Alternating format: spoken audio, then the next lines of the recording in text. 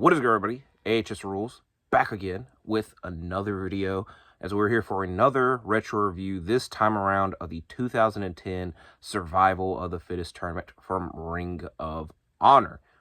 In real life, in modern times, Final Battle 2025 is a couple weeks away, and I will probably be reminding you all that in every ROH review until then. But I thought it'd be fitting in the retro review side of things to discuss the build-up to a very important final battle in history, that being Final Battle 2010. On our trip down memory lane, which I, realistically speaking, you could describe that about every retro review, but regardless, we have not discussed, 2010 era ROH too much, though I thought that would be something ideal to do here, and we're going to discuss a couple shows, and then the whole idea is the week of Final Battle 2025. On the retro review that week, we will be discussing Final Battle 2010. So, for the next couple weeks, we'll be discussing the events prior to that show, and then the week of Final Battle 2025, discuss Final Battle 2010. I tried to film this video 3 times, and I spent 3 minutes trying to explain that. Be prepared for me to say Final Battle a lot for the next month. Be prepared for me to probably say Survival of the Fittest a lot in this video. So, enough of me wasting time. I will waste time with one little nitpick that I want to point out. Thing one, out of these next couple of shows, this is the one that I do not own on DVD, and I feel incentivized when I do these retro reviews to discuss shows that I have not seen. And this was one of those. I will say that. Or, because a lot of these shows that I do the retro reviews of, I've already watched, but it's been a long time since I've seen them, etc. I feel there's someone important to be discussed on the channel. Regardless, I personally do not like watching the 2002 to 2010 era on Honor Club, because for some reason, and I feel I've pointed this out, and if you're an Honor Club subscriber, you've probably pointed it out and noticed it. The way these shows are uploaded are ass backwards. Thing one, they're uploaded chapter by chapter, so it's not like you're really watching a full event. Thing two, which is something that I understand, is the entrances are completely muted. Mainly, they probably don't want any copyright problems. I understand that. Thing three, which is the main problem, they're uploaded ass backwards. So for the sake of this event, Survival of the Fittest 2010, they start with the main event, and then it goes down. So what I'm saying is that you have to go match by match yourself. And if you want to watch it in order, you want to watch it ass backwards, I guess I wouldn't say that. For this event, it's actually not fine, because then you'd be spoiled with the finals. You have no real reason to watch the other matches. So there's that. Granted, and again, the next 3 shows that we'll be reviewing, I have on DVD. I don't have to go through this problem. Remember the good old days of physical media? Any chance I can bring that up, I will. Regardless, Survival of the Fittest 2010, I had not watched the show prior to this review. So, again, I felt incentivized to watch it. Next week's review should be Fate of an Angel 2, the week after Tag Title Classic 2, and the week after that, Final Battle 2010. As again, we're on the road to Final Battle 2010. Survival of the Fittest 2010 is what we're discussing right now. Prior to it, let's go run down the history of winners of the Survival of the Fittest to this point. The first winner, 2004, Bryan Danielson. The next year, 2005, Roderick Strong. 2006, Delirious. 2007, Chris Hero, who won the tournament in Vegas, and they made note of that on the show. There's not a Survival of the Fittest tournament in 2008. And then 2009's winner was Tyler Black. And the main reason I wanted to point all this out is during last week's retro review of Final Battle 2014, I was thinking and saying, I thought traditionally the winner of Survival of the Fittest got the world title shot at Final Battle, which was the case with Adam Cole. But I was going through and looking through the list. I'm like, I don't think that's the case at all. Who the hell else has actually done this? I had to correct myself. A week later, Tyler Black did it because he won it in 2009 and then faced Austin Aries in the Final Battle 2009 main event in the world title in a match that went to a time limit draw. So there is that. And now I'm not going to go down that rabbit hole. Is there anybody else? I'm going to only cover people to this top here. So there's that. We have 6 qualifying matches to go through. The first one being Rhett Titus versus Colt Cabana. There is a fan in the crowd that is dressed and mainly looks. I think he was just wearing red. He wasn't wearing. He looks like Hulk Hogan is the main point, and Colt Cabana acknowledges him after the Code of Honor. He does a lot of finger pointing like Hogan would as well. Titus keeps him grounded at this point. Cabana fights back with a couple punches and an elbow drop. We get a flying apple that gets a 2 count. While in the corner, the referee is distracted as his back turned and does not see Titus bring in the ring bell and place it on the turnbuckle, and he trips Cabana into it and then rolls him up to pick up the victory. So Rhett Titus to the first Survival of the Fittest qualifier. Next matchup, Survival of the Fittest qualifier number 2, Claudio Castagnoli versus Grizzly Redwood. We get a big shove by Claudio after the Code of Honor, which is the start of a dominant performance by Claudio. He delivers a choke slam for a 2 count, and a Twirl head scissors by Redwood gets a 2 count. We get a bicycle kick by Claudio that gets a 2 count. Redwood gets a roll-up that gets a very close 2 count, but once they're back on their feet, Claudio lands a pop-up European uppercut and a UFO to pick up the victory, which, with it being on Redwood, seemed like he went flying, literally.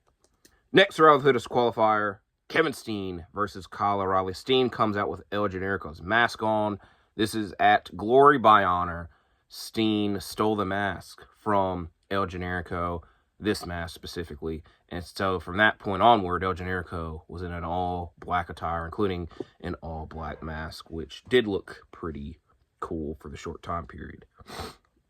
So yeah, it comes out with the El Generico mask on and Steve Corino, who distracts Kyle O'Reilly early on. Steen starts to talk to the crowd, which gives O'Reilly a chance to fight back with kicks and forearms. Steen lands a lot of slaps until a Uranagi by O'Reilly, and then soon after, O'Reilly lands his corner dropkick on the outside. We got a pop-up powerbomb in the ring for a 2 count and a DDT and an armbar by O'Reilly. We get a super kick into an F-Sync, but a bit of a struggle on the package pile driver because Steen's arm is severely damaged, but he is able to deliver a one-armed package pile driver. Could end the match there, but he opts not to. He picks O'Reilly up, puts on that El Generico mask, and delivers a brain buster to pick up the victory as Kevin Steen advances. And then Corino is trying to talk him down, because there's a fan in the crowd that also has an El Generico mask on, and it reminds him of the other El Generico, so he is arguing and getting mad at that fan. But Corino has to talk him down, and it sets up our next matchup, which it is fitting that Steve Corino and Kevin Steen, they were a team at this time period, and their Survival Fittest qualifiers were also a team. So the first match, we had Kyle O'Reilly, and the next match, representing Future Shock as well, Adam Cole. So this next Survival Fittest qualifier is Steve Corino versus Adam Cole. Corino has the early advantage until Cole targets the injured arm of Corino. We get a Colby shot by Corino, and later at STO that gets a 2 count. Steen starts to do commentary and ringside until Cole drop kicks him, and maybe it wasn't a good idea as Cole quickly wins off of a small package. A post-match attack on Cole afterwards prompts El Generico to come out to save him and go after Kevin Steen, but he's got to survive this qualifier. He should have been prepared for that. Instead, Steve Corino does not. Kevin Steen does. Delivers a Michinoku driver through a table. So El Generico still got to survive this qualifier, but he just got put through a table. So he does not have much time to recover. There is one more qualifying match prior to his. That being this next matchup, which, if you ask me, out of the 6 matches which I would be the most excited for, it would have been this one. Start with this qualifier number 5, Chris Hero versus Eddie Edwards. We got a technical start that leads to chops by Edwards until Shane Hagedorn at ringside helps him out, and then Hero sends Eddie into a barricade on the outside. After a Hero elbow in the ring, Hero opts for a 10 count instead of a 3 count, or a 10 count. 1, 2, 3. You know how to count to 10. I'm not counting past 5 and 8 for that certain reason. Regardless, he opts for the 10 count. That way it would be a KO victory, but Edwards gets back on his feet. Once Edwards gets on his feet, they fight to the top rope with Edwards landing a Hurricane Rana that gets a 2 count. Soon after, a super kick and a tope to the outside lead to a big spill between the both men, with it being a hard time to recover. Back of the ring, Shane's distraction leads to Edwards applying an Achilles lock and Hero immediately tapping out. But Eddie Edwards is severely hurt, and he has another matchup because he won this match. He qualifies for Survival of the Fittest. We'll discuss it a little bit later then we got one more Survival of the Fittest qualifying match. That being Kenny King versus El Generico, who we had already seen tonight and comes out now with taped ribs, which is an easy target. Generico does land a Yakuza kick and a Blue Thunder Bomb that get a 2 count. You got a Michinoku driver that also gets a 2 count all the way until King lands a pair of shotgun knees in the corner and a small package to pick up the victory. So our Survival of the Fittest matchup a little bit later on. Rhett Titus, I already forgot who won the second match. Claudio Castagnoli, Kevin Steen, Adam Cole, Eddie Edwards, and Kenny King. But we have a couple more matches to discuss before that. The next matchup, the Andy Right Leg Ridge Trial Series match number 3. That is a mouthful. Let me explain. Andy Right Leg Ridge. Essentially, his whole thing is that he liked to kick with his right leg. It's in his name. You might not understand, but he likes to kick with his right leg. And this is probably something that needs to be done in modern wrestling, where we have a younger talent and he goes against a bunch of the veteran talents, which is kind of the case here. So in this trial series, he was going against several ROH alumni and legends, with the first 2 of those matches being against Colt Cabana and Ricky Reyes. But this time around on this show, he's going against Homicide. And in the next couple of shows, his trial series continues on match 4 and 5. So we'll discuss those other 2 matches down the line. But again, I think this is something that should probably be done more in modern wrestling. It probably is, but I just don't know of a good example. Kinda, the one that like really comes to mind is in NXT. Like Javon Evans, a lot of times when they like bring main roster talent in, they put him against Javon Evans. Like I remember him against Randy Orton. Sorry, we got a couple more, but I think this should be done more in modern wrestling. But again, it's kind of a little bit funny looking at it now because Andy Ridge did not have that long of a career. So there's that. So here we go with this matchup. We get a bunch of tie-ups and pins early on until the match goes to the outside. Once they're back in the ring, Ridge starts to kick with his right leg. With Homicide not having much of that, Ridge gets out of the way of a Gringo Killer, but is not able to get out of the Ace Crusher and King Kong Lariat that leads to Homicide's victory. So, bit of a quick match. And, you know, I did not forget about the bonus match this week. I do have a bonus match this week. And it involves Homicide. So, stay tuned for that. So now, prior to our Survival of the Fittest finals, we have a 6-man tag match.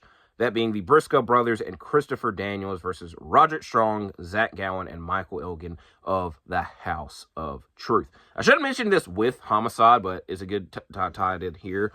Kind of a weird time period for Christopher Daniels and Homicide because in 2009 TNA, they did a lot. I'm pretty sure Homicide was X Division champion in 2009.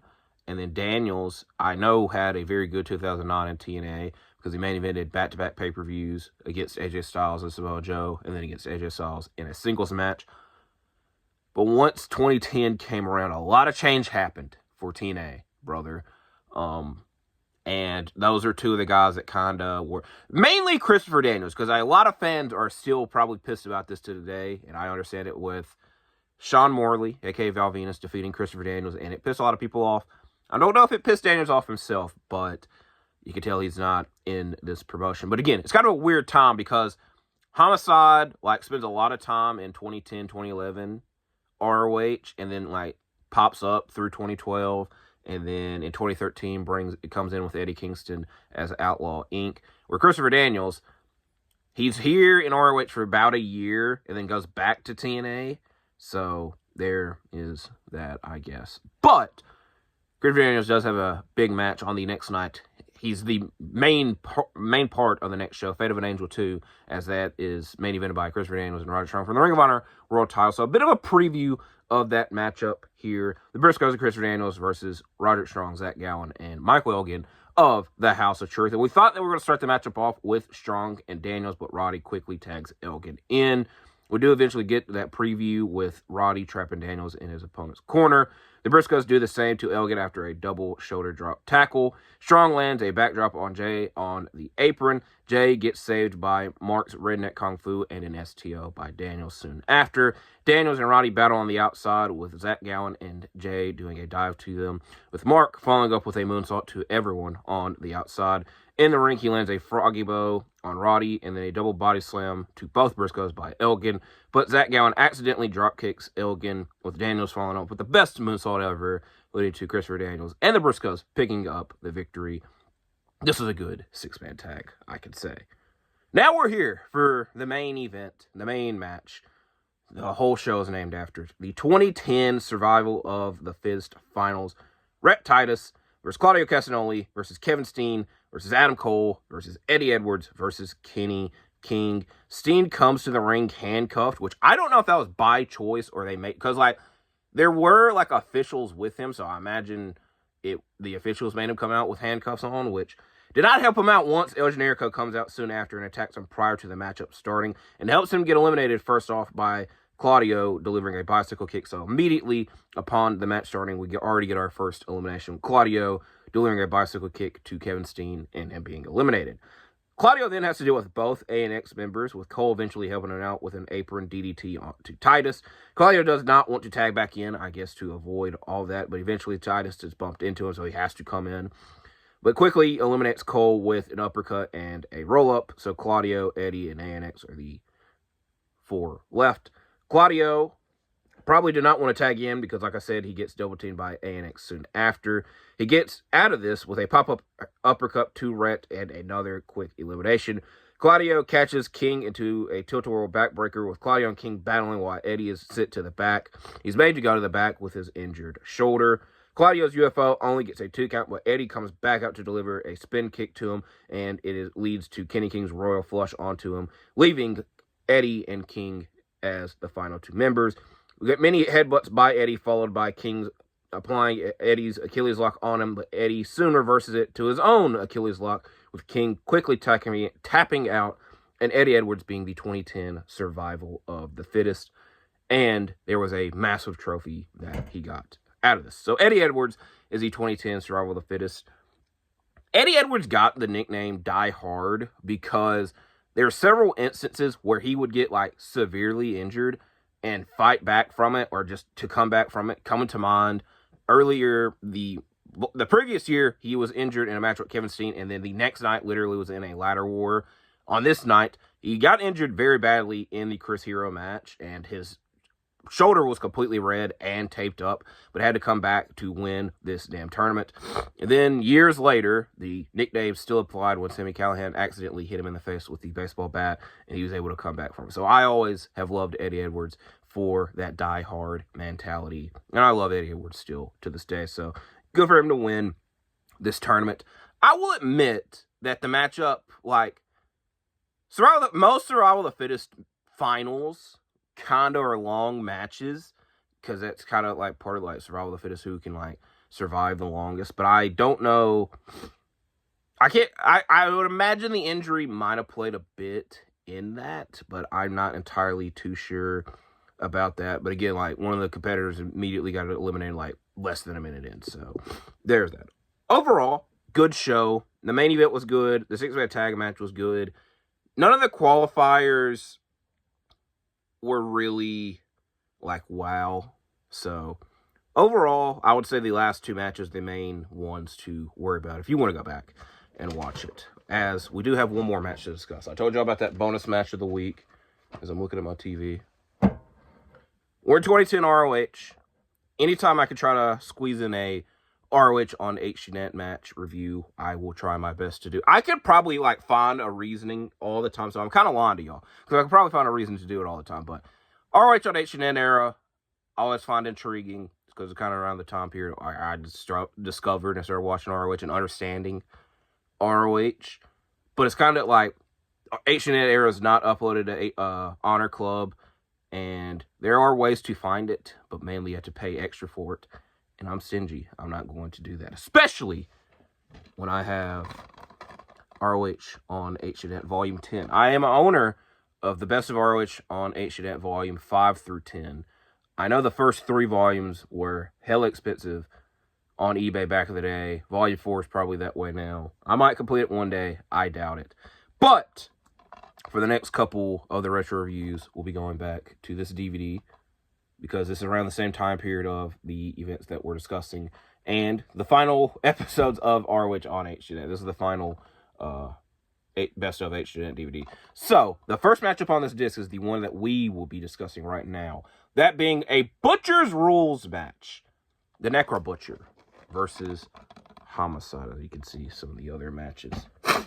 So, Homicide versus the Necro Butcher in a Butcher's Rules match. There's weapons all over the ring, with both men coming out and swinging chairs to start, with Homicide getting the advantage.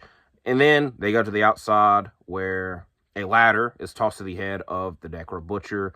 Homicide tears the Ring of Honor signs off of the barricade, which, if you know about these damn barricades and the signs on them, they were sharp as hell, and Homicide decides to toss several of them at the Necro Butcher.